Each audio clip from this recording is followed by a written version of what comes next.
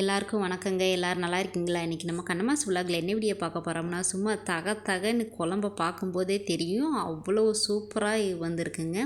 சீலா மீன் குழம்பு தான் இன்றைக்கி நம்ம வைக்க போகிறோம். சூடான சாதம், இட்லி, தோசை, சப்பாத்தி எல்லாத்துக்குமே ஊற்றி சாப்பிட்லாம். குழந்தையிலேருந்து பெரியவங்க வரைக்கும் விரும்பி சாப்பிடுவாங்க. அவ்வளோ சூப்பராக இருக்கும். இதே மெத்தேடில் நீங்களும் செஞ்சு சாப்பிட்டு பாருங்கள்.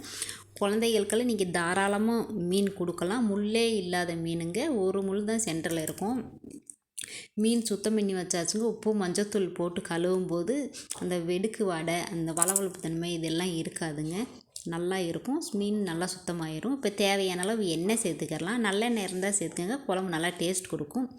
எண்ணெய் காயவும் கடுகுளுந்து, வெந்தயம், சின்ன வெங்காயம் கட் பண்ணி வச்சதை சேர்த்து நல்லா தாளிச்சுக்கிறலாம். நல்லா வதக்குனாங்க அப்புறமா கருவேப்பிலை சேர்த்து நல்லா வதங்கட்டும். சின்ன வெங்காயம் ஒரு கையளவு சின்ன வெங்காயம், பூண்டு அரைச்சதை சேர்த்து அதையும் வதக்கிடலாங்க. தக்காளி பழம் ஒரு 2 பழம் அரைச்சிருக்கேன்.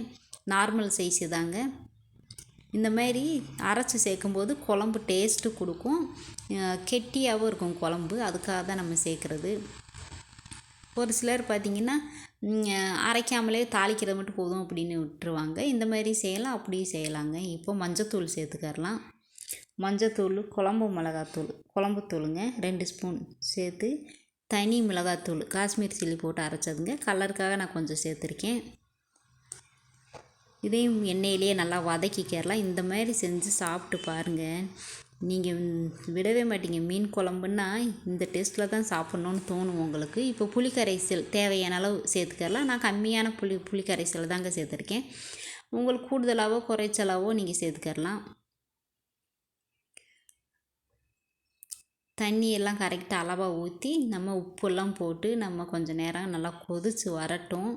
அதுக்கப்புறமா நம்ம கேரளா புளி சேர்த்துக்கலாம். கேரளா புளி சேர்த்து குழம்பு வைக்கும்போது டேஸ்ட்டு வேறு லெவலாக இருக்கும். யாரெல்லாம் இந்த மாதிரி வச்சு சாப்பிட்ருக்கீங்கன்னு சொல்லுங்கள்.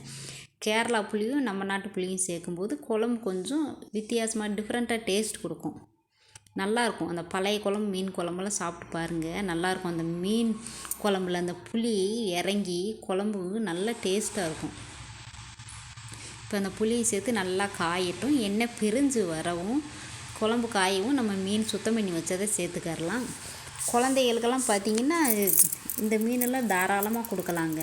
சீலா மீன் முள்ளே இருக்காது, பயம் இல்லாமல் சாப்பிடலாம்.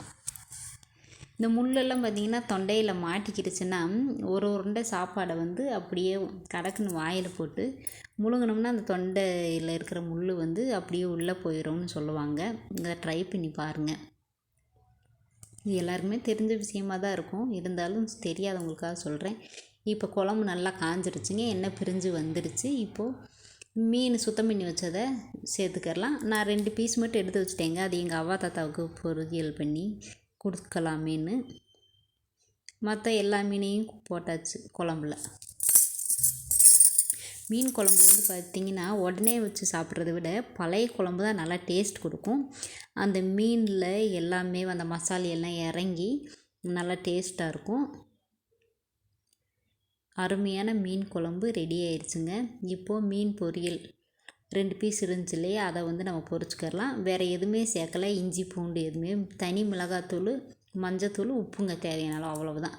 இப்போ கருவேப்பிலை போட்டு நம்ம பொரித்து எடுத்துக்கலாம். சூப்பரான மீன் பொரியல் ரெடி ஆயிடுச்சு. இதே மாதிரி நீங்களும் செஞ்சு சாப்பிட்டு பாருங்கள். எப்படி இருக்குன்னு சொல்லுங்கள். வீடியோ பிடிச்சிருந்துச்சுன்னா லைக்கு, ஷேர், கமெண்ட் பண்ணுங்கள். தொடர்ந்து நம்ம சேனலை சப்போர்ட் பண்ணிகிட்டே இருக்கிற நம்ம சொந்தங்கள் எல்லாருக்குமே ரொம்ப நன்றிங்க.